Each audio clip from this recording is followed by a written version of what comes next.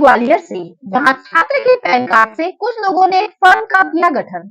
खबर के बारे में विस्तार से जानेंगे, उससे पहले लेंगे एक छोटा सा ब्रेक। ब्रेक के बाद जल्द हाजिर होंगे। इस खबर के प्रायोजक हैं फास्टको। जल्दी हो जाना तो फास्टको बुलाना। बाइक से लेकर लग्जरी कार, सेल्फ ड्राइव पर उपलब्ध। ग्रुप ट्रेवल के लिए लग्जरी बस भी उपलब्ध।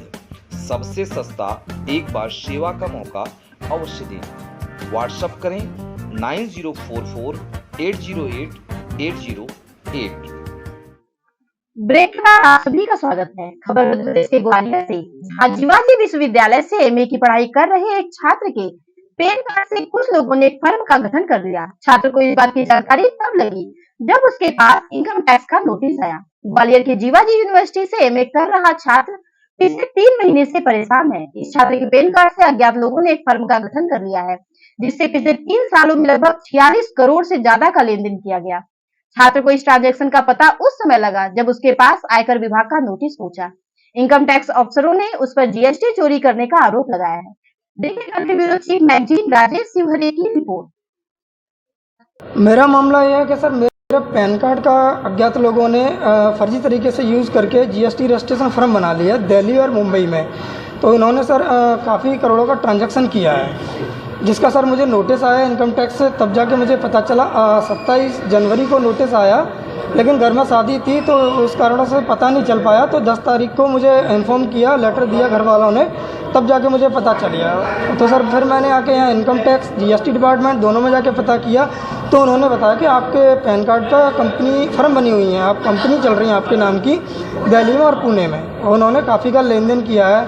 तो सर जीएसटी डिपार्टमेंट और इनकम टैक्स डिपार्टमेंट से पता किया तो उन्होंने बताया कि ये जीएसटी की चोरी की गई है।